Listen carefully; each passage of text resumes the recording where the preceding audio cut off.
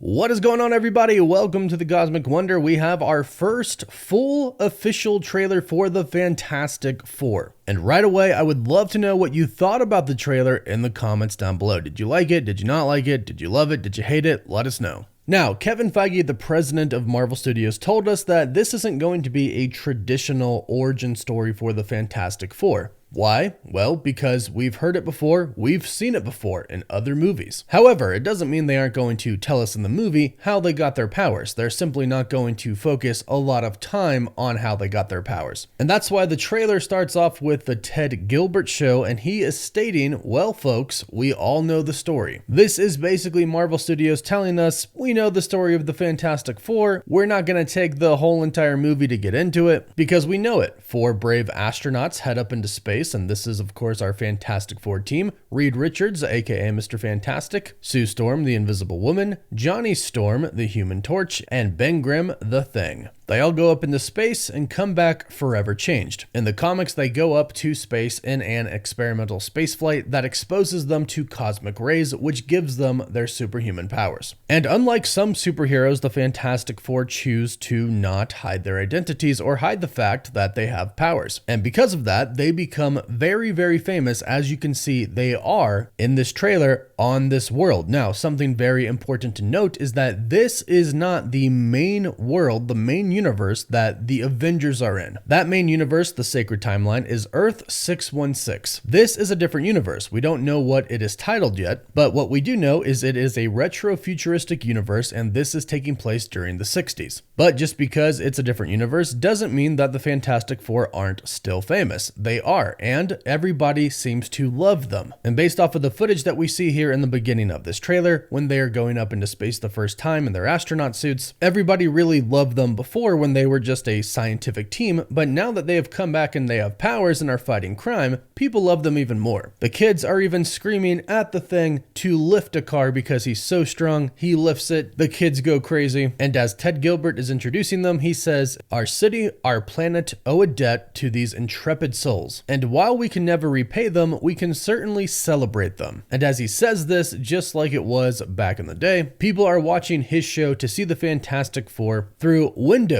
on the sides of the streets because they want to see the Fantastic Four. Everybody wants to see them, and on the TV screen they even have the people of New York City thanking them. They have a local baker, they have all of the kids, they have the fire department, they have a citizen on the side of the street drinking coffee, showing us everybody loves them and is grateful for them because in this universe they contributed a lot to the advancement of society. And we learned a lot about this recently thanks to an article that came out by Empire. Reed Richards himself made a ton of advancements in science and technology, which is why this universe, although it is set in the past, does have some things about it that are very futuristic. For example, they have the Fantastic Car that flies. They have flying cars in this universe, and they have robots. We've seen Herbie, but there are other robots that exist in this universe as well, all thanks to Reed Richards. On the other hand, we have heard that there is no war on this planet, and that is due to Sue Storm. She demilitarized basically the planet. She has achieved world peace. So it's not just the fact that they're superheroes, it's the fact that they really have contributed to the world. Now, in the teaser trailer, they showed us that every Sunday at 7 p.m., the Fantastic Four meet for dinner no matter what. And they do, but this time, Sue and Reed are late, and Johnny calls them out for it. But not before grabbing a box of Lucky Charms, in which if you take a close look on the back of the box, you can see his Human Torch is on the back of it. Again, showing how famous they are. They are literally on cereal boxes. Red Guardian of the Thunderbolts would be jealous since he really wants to be on a Wheaties box. But Johnny says, "You're late." And clearly Sue and Reed either just came from the doctors or just came from talking about the fact that Sue Storm is pregnant, because she is very taken aback by Johnny saying, "You're late." Because she is kind of interpreting that as, what do you mean I'm late? How does he know I'm late for that time of the month? And I'm pregnant. So she gets taken aback a little bit and she says, "What do you mean?" And he says, "Well, what do you mean? What do I mean? You're late for dinner. We do this every single Sunday at 7 p.m. However, it looks like Ben Grimm is a little bit more intuitive and catches on to how Sue responds, showing that Ben Grimm is very intuitive, because keep in mind, Ben and Johnny are still incredibly smart. They are still on the Fantastic Four team even before they were a superhero group. So Ben, with his intuition, figures out that Sue Storm is pregnant, and everybody starts to celebrate. Johnny says, "You're gonna be a great mom, the best mom in the world." And then he goes to Reed, and we start to see some of that Johnny Storm typical humor that people know. He said, "And you're gonna be the best dad." Just kidding. You are out of your depth, and we are gonna be the best uncles ever. But we then get a shot of Reed and Sue together, and Sue is saying, "We can do this. Nothing is going to change." Now, of course, she is replying to the fact that them having a baby isn't going to change anything. It's not going to change anything between Reed and Sue. They're still going to love each other very much and be great parents to this new child. Nothing will change their work. Nothing will change their family, the Fantastic Four team. They're going to have a baby and everything's going to be great. But of course, we start to see that everything is going to change. Not just because of who their baby is, but who is specifically coming for their baby. And of course, that is Galactus. And the Silver Surfer arrives to announce that the Devourer of Worlds is coming. And this morning, Marvel Studios sent out a synopsis, and this is what it says.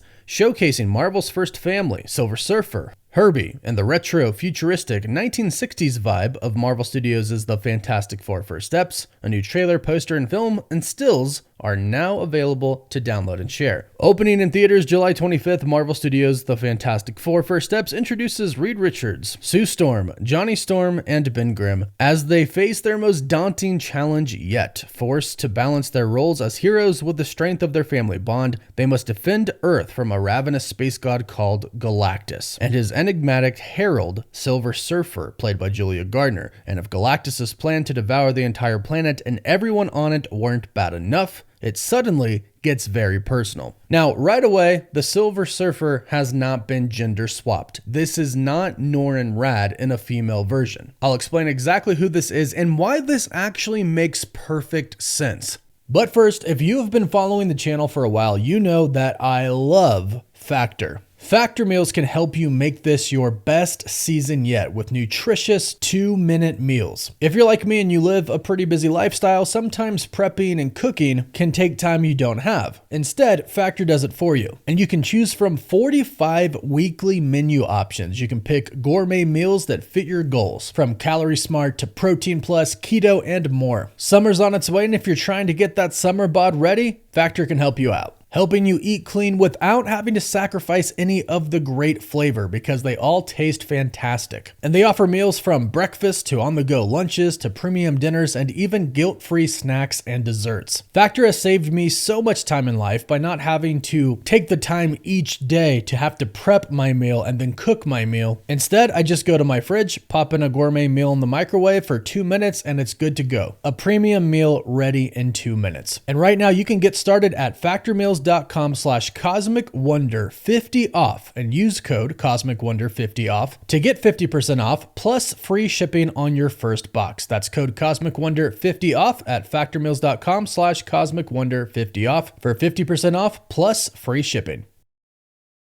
Now, like I mentioned, this Silver Surfer is not Norrin Radd, the Silver Surfer who most people know. Rather, this is the woman that he loves and loves him in return, his lover, Shala Bal, from his home planet, Zen-La. They are together and with each other when Galactus originally comes for their planet, and Norrin Radd sacrifices himself to be the Silver Surfer for Galactus in order for him to spare their planet. Now, from there, she has a very long and kind of complicated backstory. She gets manipulated by Mephisto. Mephisto actually drops her off in Latveria. Dr. Doom himself erases her mind and calls her Helena. So she becomes very loyal to Dr. Doom because she has no memories. And then Dr. Doom uses the fact that he has her, that he has Norrin Radd's lover, as collateral against the Silver Surfer. He summons the Silver Surfer and he gives him an ultimatum. Get the Fantastic Four, destroy them, or never be reunited with your lover again. And the Silver Surfer does get them, however, he doesn't annihilate them. He simply puts them under a trance and delivers them to Dr. Doom. However, the Silver Surfer realized that that was just a distraction. Doom really wanted the power cosmic, which is the power the Silver Surfer has given to him by Galactus. Galactus gives his heralds, which is what the Silver Surfer is. A herald of Galactus seeks out planets for Galactus to devour and gain energy from, and he gives them the power cosmic so they can do so. And Doom ends up able to access the power cosmic, and he puts a duplicate Silver Surfer out there in one of his bots. Now, I mention all of this because it directly ties to Dr. Doom, who of course is going to be the main villain of Marvel's next film, Avengers Doomsday, and also the main villain of Avengers Secret Wars. The fact that Shel-El Bal is so tied to Dr. Doom, story-wise, means that there might be a bit of a tease for Dr. Doom in the movie. However, even if there's not, we've heard rumors that the post-credit scene will involve Dr. Doom, which does make sense because the next movie is Doomsday and they would do a post-credit setting up Dr. Doom. But here's the kicker. Shel-El Bal, in an alternate universe, Earth 9997, she becomes the Silver Surfer instead of Norrin Radd. Well, like I mentioned, the Fantastic Four takes place in an alternate universe. As far as we know, this could actually be Earth 9997. And that's actually why this is kind of brilliant. We know the Fantastic Four are eventually going to end up in our main 616 timeline. And we know that after Avengers Secret Wars, the multiverse and our main universe are never going to be the same. In fact, the entire multiverse is most likely going to be destroyed at the end of Avengers Doomsday, which means the Galactus of this universe and the Silver Surfer of this universe will be destroyed. So when it comes down to our main universe getting a Galactus and a Silver Surfer, that is most likely going to be Norrin Radd. And that is really why that they aren't introducing Norrin Radd in this, because we know that we most likely won't ever see this universe again. Therefore, we won't really ever see this Silver Surfer again. And for that reason, instead of giving us Norrin Radd, they give us Shel-El Bal, and we'll get Norrin Radd later on in the future, so don't sweat about that. So she comes to Earth and it kind of seems like she makes an announcement asking for the protectors of the planet, and then the Fantastic Four show up. The Silver Surfer has to confirm, are you the protectors of this world? And Sue Storm says yes, and she lets them know that their planet has been marked for death. Of course, this is because Galactus, the Devourer of Worlds, is coming. Now, it kind of seems like she might not initially tell them that Galactus is coming. She just simply shows up and says, your planet's marked for death, good luck, and then takes off. But Johnny Storm follows her, basically up to space, probably pushing the limits of what he's ever done before. And I'm assuming that he asks her in this moment, why is our planet marked for death? And she might say, Galactus is coming, the Devourer of Worlds, and she might explain who he is. Now, then we hear Reed say, it's my fault, I stretched the bounds of space, and they heard. And while he could most certainly be talking about space travel, I don't think that's what he is referring to here in this scene when he's talking to Sue. He definitely seems to blame himself, but when he says, I pushed the bounds of space, I believe he is talking about a multiversal travel device. In the first original teaser trailer, we already saw on his blackboard what seemed to be a multiversal gate. I think that is what he is referring to, because if you think about it, even though it's in an alternate universe, Galactus still visits thousands upon thousands upon thousands of planets to devour. I can't imagine that this Earth is the first planet to achieve space travel in a huge Marvel universe. So going into space probably wouldn't really trigger anything. Perhaps everything that Reed Richards and the Fantastic Four have done on the Earth might have triggered some things. But again, when he says he stretched the bounds of space, I believe he's talking about him trying to travel through space, not into space,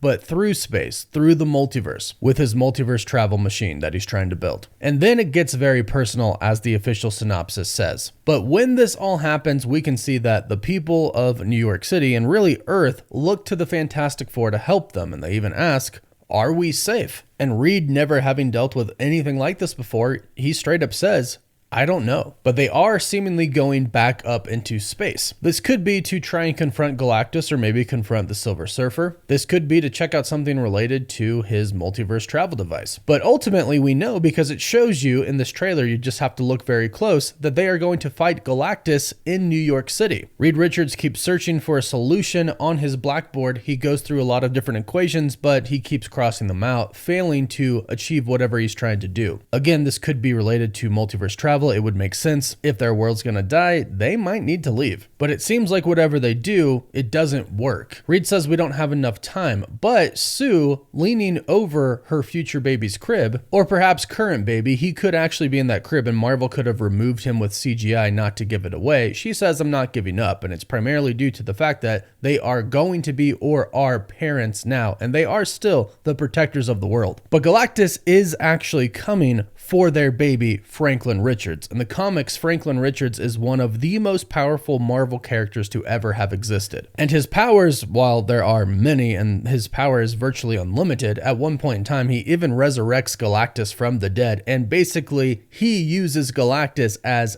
his herald. Galactus becomes the herald of Franklin Richards. He's incredibly powerful, but he has the ability to create universes. And for a being like Galactus who constantly needs to feed, that is probably very appealing. So that is why Galactus is going to be coming for their son. And honestly, that might be how the Fantastic Four end up in our main 616 universe. Reed finally figures out how to multiverse travel, and he realizes that Galactus is going to keep coming for them to try to get Franklin, so they have to leave. But Galactus eventually does get to Earth, because we can see him in this scene where Mr. Fantastic is stretching. We finally get to see him stretching, and you can go ahead and let me know what you think about how it looks in the comments down below. But if you take a look in the scene, you can see what is Galactus's head. So they will be physically fighting Galactus on Earth. Now, of course, he is huge, but he doesn't seem to be as big or a lot bigger than the planet in this scene. Again, Galactus can change sizes. So what I've been theorizing happens here is he changes his size to get a little bit smaller so he can actually walk upon Earth, as we see in the final scenes of this trailer. But that is the only reason they are actually able to fight Galactus. Now, in this scene, Reed does have some type of a rod in his hand. Now, right away, when I think rod, I think of the cosmic control rod, which can manipulate cosmic energy. Not the power cosmic, but cosmic energy. However, unless they kind of change some of its properties and how it works within the negative zone, I don't think that's what this is. It could perhaps be a version of the ultimate nullifier, which is what the Fantastic Four used to defeat Galactus in the comics, which means they changed the design of it quite a bit, because in the comics, Reed Richards can hold the ultimate nullifier in one of his hands. So it's a handheld device compared to a giant rod. But ultimately, this could be the ultimate nullifier, simply redesigned for the MCU. Originally, it's not found on Earth. It's originally created by the Watcher Mnu, and Johnny Storm retrieves it from the home of Galactus, Ta 2. But since the Fantastic Four are geniuses, perhaps they did create this. And the reason it's called the Ultimate Nullifier is because it has the ability to completely eliminate any target that the wielder chooses. This could be how they get rid of Galactus. In the comics, they don't actually use it on him, but Reed threatens him with it, which causes Galactus to leave. But Galactus returns many times throughout the comics, which could be why, again, the Fantastic Four decide they have to leave their universe, because Galactus will always come for their world if they are there with their son, Franklin Richards, who Galactus wants. And there is always the possibility that Galactus could actually devour this world, and in order to save just their own lives, they leave through Reed's multiversal travel device. But that is our official trailer for the Fantastic Four. Let us know what you thought about the trailer in the comments down below. Don't forget to like this video and subscribe so you don't miss out on any of the latest MCU news, rumors, or leaks. You can find us on TikTok, Instagram, Twitter, and Facebook. And as always, thank you all so much for watching.